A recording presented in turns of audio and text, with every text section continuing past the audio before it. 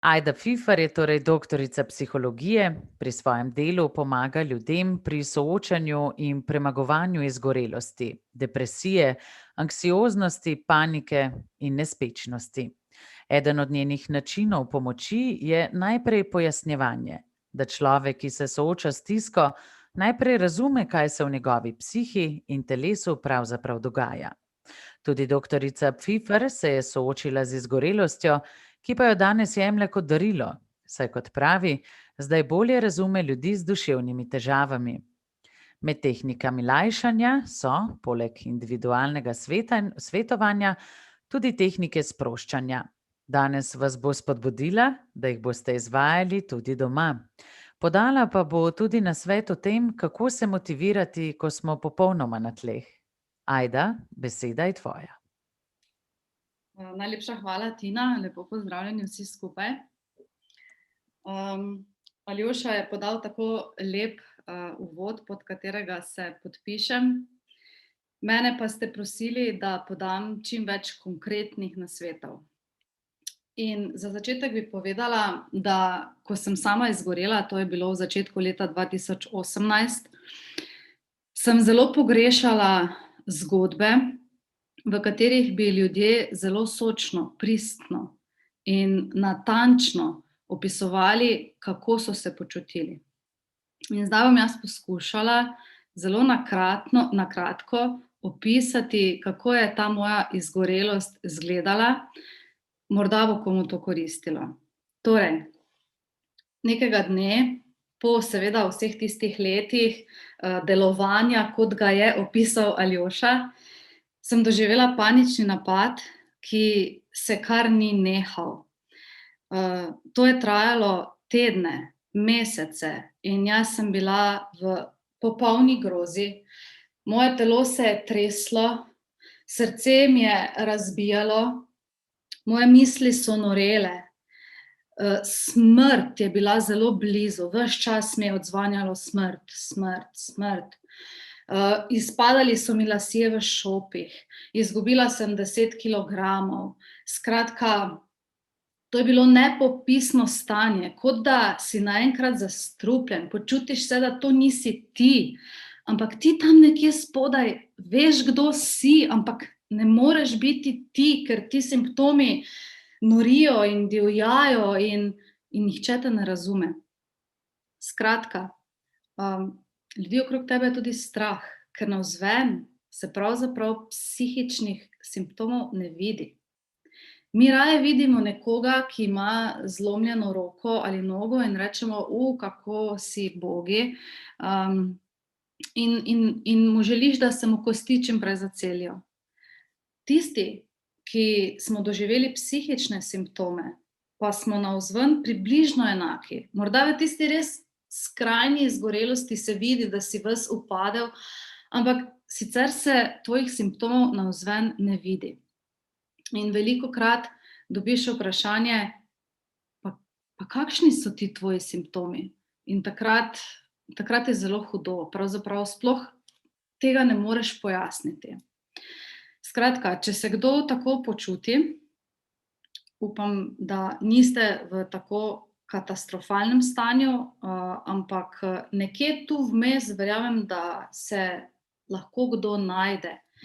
Naj še povem to, da se je moja rehabilitacija odvijala približno 2 leti. Se pravi, prve pol leta je bilo obupno. Nisem mogla skrbeti zase, nisem mogla hoditi po stopnicah, prisotna je bila smrtna utrujenost. Skratka, več kot 2 leti traja rehabilitacija. No in zdaj vam tistim, ki ste kakorkoli, bodisi psihično, bodisi fizično bolni in na tleh, polagam na srce sledeče. Jaz vem, da ko si res na tleh, ne moreš v bistvu čutiti nekih pozitivnih občutkov. Tebi tega ne dopušča tvoja biologija. Ni možno in to je okej. To je prvo, kar bi rada povedala. In sama kot psihologinja sem na začetku razmišljala, moram biti hvaležna, kajti biti hvaležen, hvaležnost sama, ima svojstven kemični podpis v telesu, ki prispeva k boljšemu zdravju. Ampak ko ste res na tleh, ne morete občutiti hvaležnosti in to je okej. Eno stvar pa lahko naredite, tudi ko ste popolnoma na tleh. Lahko se zavedate, da je vsaka bolezen, bodisi psihična, bodisi fizična, sporočilo vašega telesa in duše, da ne more več, da je nekaj narobe, da morate vi nekaj spremeniti. In takrat malo po malo upoštevate to sporočilo in živite iz dneva v dan. Oklepate se katerihkoli pozitivnih misli, ki vam pomagajo k temu, da obstojite. Včasih, da preživite uro in se 1000-krat na dan poberete iz pepela in rečete, nisem edini. Vem, da je ogromno ljudi doživelo nekaj takšnega. In ogromno ljudi je ozdravelo. Torej, verjeti, da se da pozdraviti, da lahko ozdravite, je ključno. Pri tem bi položila na srce še to, da dajte govoriti o tem, kako se počutite. In dajte prositi za pomoč. Dajte sprejeti vsako pomoč. To je ključno.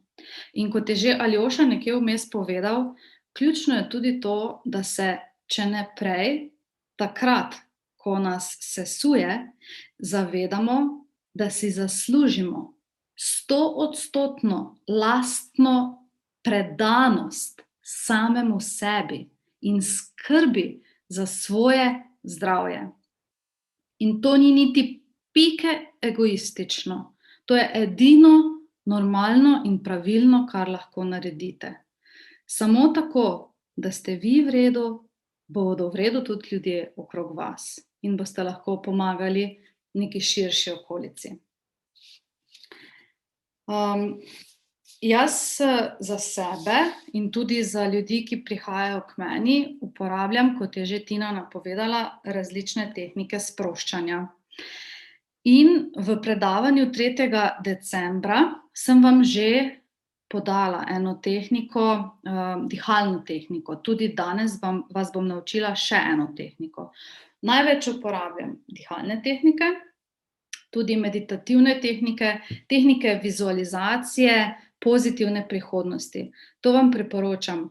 Vzemite si nekaj minut na dan in si predstavljajte, kako želite živeti, kako se želite počutiti, kakšni želite biti, kako želite reagirati v nekih situacijah.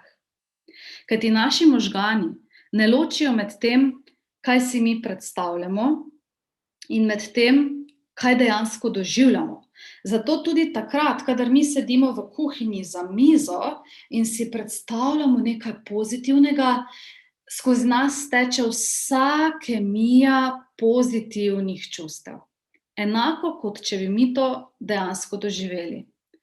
In seveda to velja tudi za negativne scenarije, ki jih vrtimo večkrat kot tiste pozitivne. Zato se spomnite, kadar se zalotite, da se zaciklate v negativne misli, si rečete, ojoj, samo res, jaz zdaj občutim jezo, strah, pa sedim v kuhinji za jedilno mizo. Kaj, če bi raje sanjaril o čem lepem? Takrat boste dali telesu informacijo, da je vse v redu. In na ta način lahko počasi, tako kot je rekel Aljoša, bildate vaš nevrološki sistem v smeri varnosti. Omenila sem meditativne tehnike, to je danes zelo moderno meditirati in na predavanju 3. decembra o duševnem zdravju ste v anketni vprašalnik po predavanju odgovorili oziroma napisali eno meni zelo pomembno sporočilo. Nekdo je napisal, da si želi vedeti, kako naj gluhi meditirajo. In to vprašanje sem si večkrat zastavljala tudi sama in sedaj ste vi mene motivirali, da sem zadevo raziskala in ugotovila sledeče. Torej, misli šeči, vodeno meditiramo tako, da zapremo oči in poslušamo osebo, ki nam daje navodila, kaj naj počnejo naše misli. Gluhi, tisti, ki uporabljate znakovni jezik, pa meditirate tako, da greste v prostor, kjer ni nobenih vidnih motilcev, torej dražljajev, ki bi vas vidno motili. Si prižgete video, kjer vas nekdo vodi v meditacijo v znakovnem jeziku in lahko meditirate z odprtimi očmi. In malo sem pogledala po spletu in nisem našla nobene meditacije v slovenskem znakovnem jeziku, zato vam jo bom zdaj za praznike pripravila jaz. In bom ta video poslala zvezi in tisti, ki ste uporabniki slovenskega znakovnega jezika, boste lahko dobili svojo meditacijo in upam, da jo boste uporabljali. Skratka, pri svojem delu uporabljam tudi veliko somatskih, to je telesnih metod, kjer preko dela s telesom želimo pomiriti naš živčni sistem. In tukaj vam povem eno osnovno pravilo, in sicer signal našemu živčnemu sistemu, da smo varni, podamo tako, da se ali sami sebe ali nekoga prosimo, da to naredi nam, ali to naredimo mi nekomu, ki to potrebuje, torej da se dotikamo globoko in počasi. Se pravi, globoki pritiski, počasni pritiski dajejo našemu živčnemu sistemu signal varnosti. Še en hiter trik za tiste trenutke, ko se vam zdi, da kar ne morete dihati normalno, ker ste pod stresom ali vas muči tesnoba. Pojdite na svojo prsno mišico in zelo globoko in počasi predihavajte.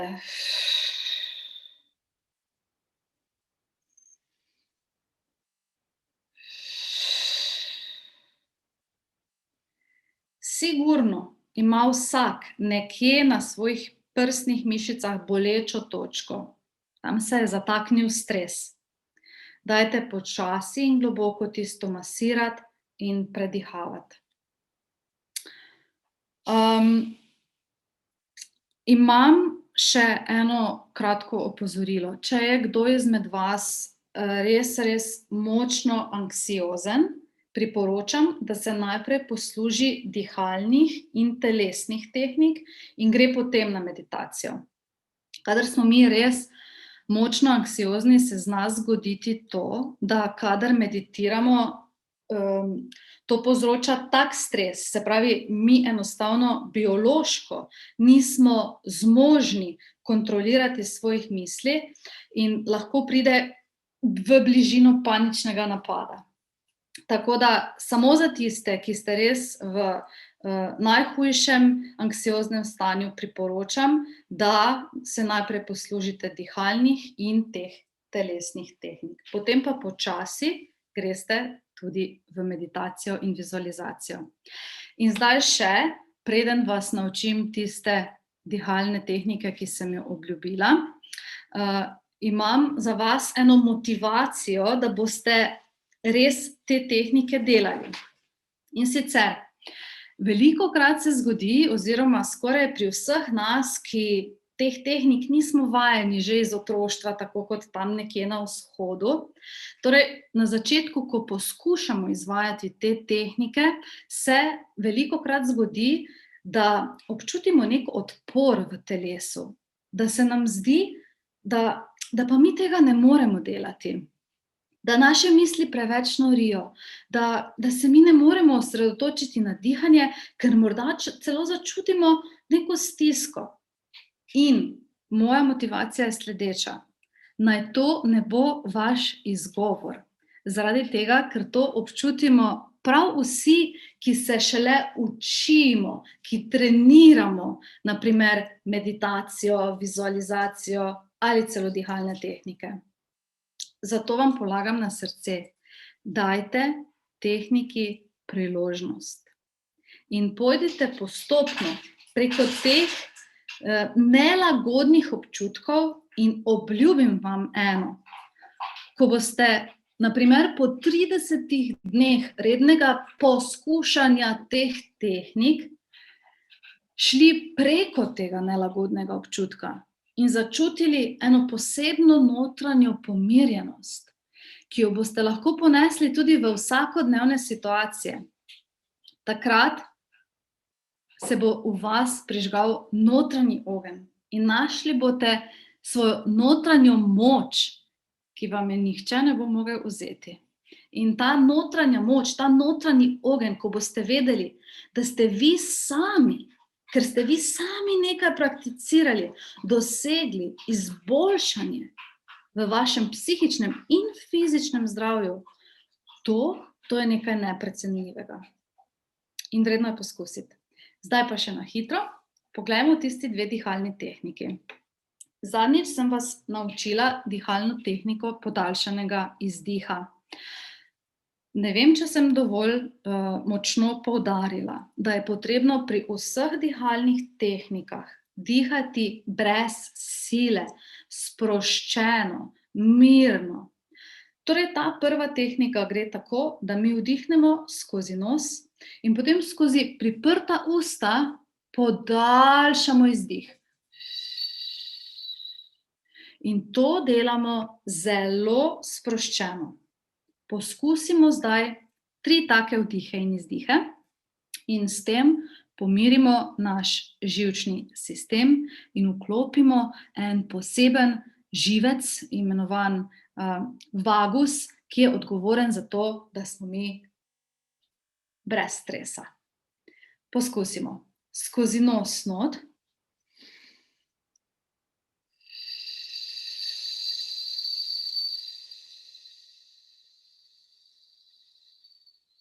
Čim daljši izdih, sproščen. Še enkrat.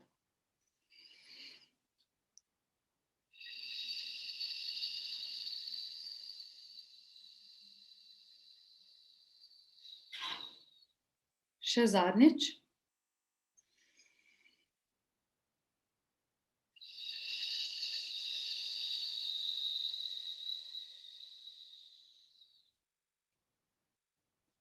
Tako, to lahko prakticirate vsak dan, kadar boste nervozni, preden se zapletete v tiste negativne misli, dajte par minut takole podihati.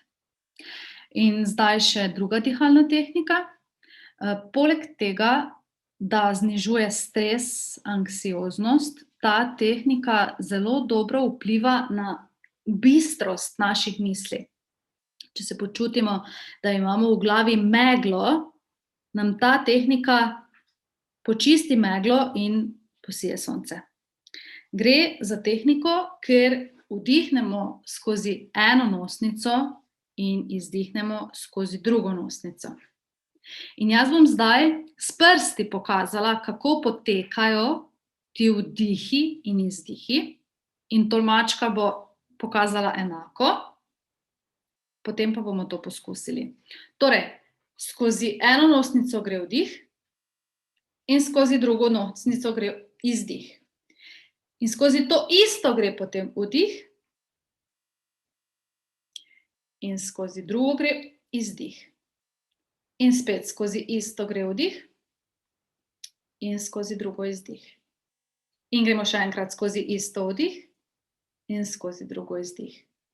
In zdaj vam samo še pokažem, kako zamašimo eno nosnico, da lahko to sploh izvedemo.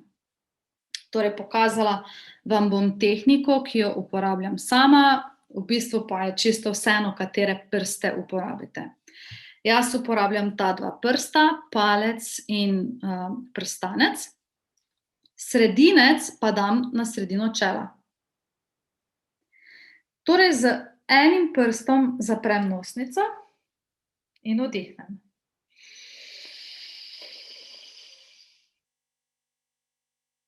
Zaprem z drugo nosnico.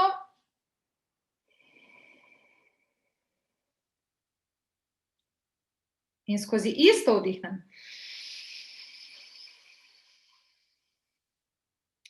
Zaprem, odprem drugo nosnico. Skozi isto vdihnem.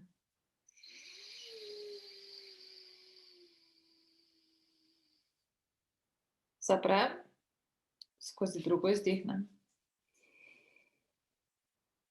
Gremo še eno rundo. Skozi isto vdihnem.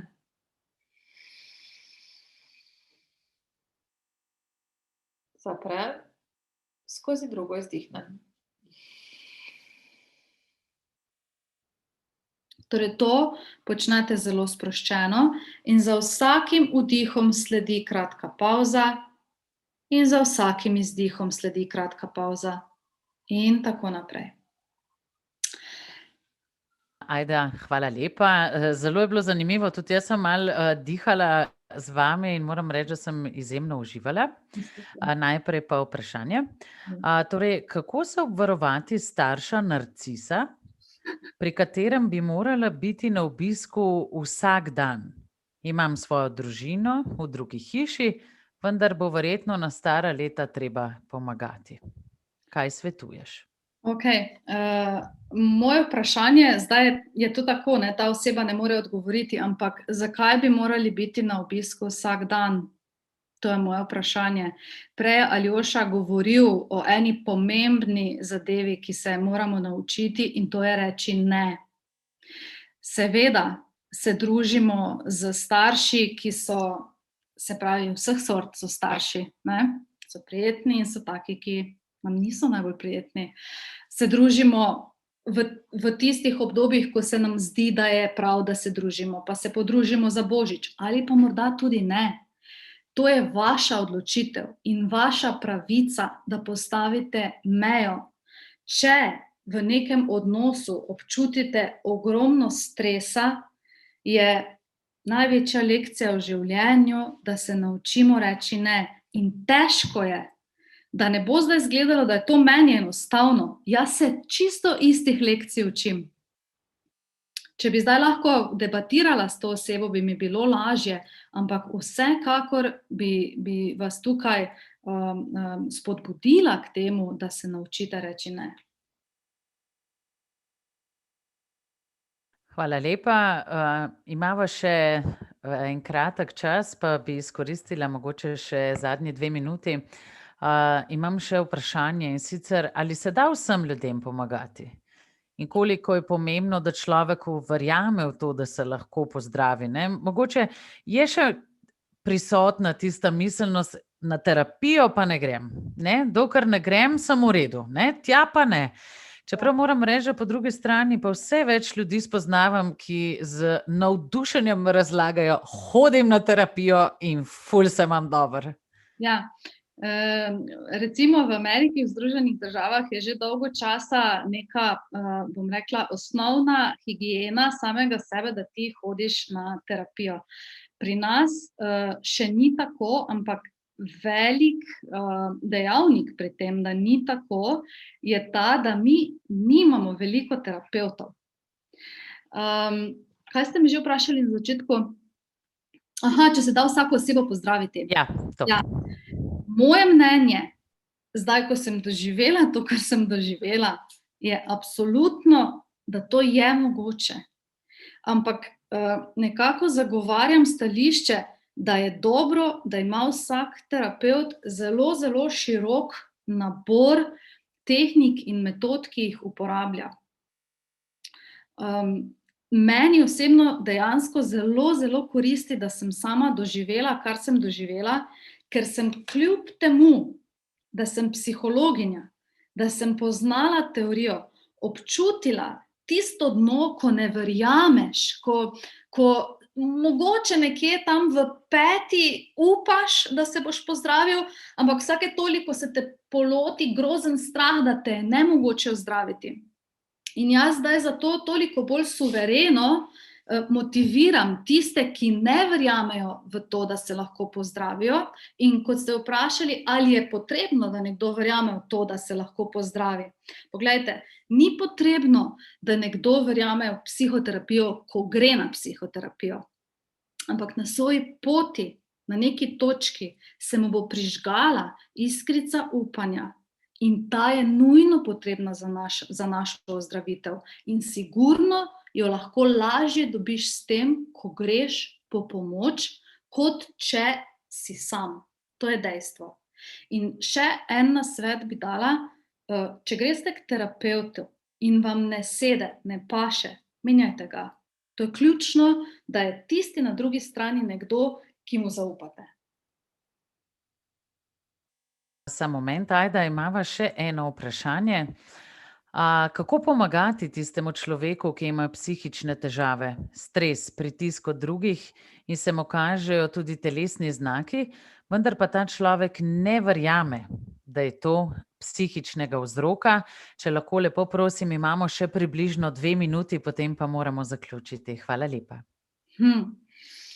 Ogromno knjig obstaja danes o tem, in nekako obstaja prepričanje, vedno širše in močnejše to prepričanje, da pravzaprav tudi vsi fizični telesni simptomi so vsaj na nek način povezani z našo psiho. In mi še zdaj nismo presegli te miselnosti, da sta psiha in telo ločeni. V resnici je to en sistem. Nemogoče je, da bi mi rekli, to je psihičnega in to je fizičnega izvora. Vedno si lahko pomagamo tako, da razrešimo svoje psihične težave. Vsaj nek delež bo to pripomoglo. Kako pa prepričati osebo? Opustite to, da boste nekoga v nekaj prepričali. Lahko mu predlagate, lahko mu kupite knjigo, več kot to pa na žalost ne morete narediti. To je moja velika lekcija, ki sem se morala tudi sama naučiti. Če nekdo ne želi prejeti vašega nasveta ali pomoči, se ne smete še vi za to obremenjevati. Ajda, hvala lepa za izjemno zanimivo predavanje. Hvala tudi vam, srečno.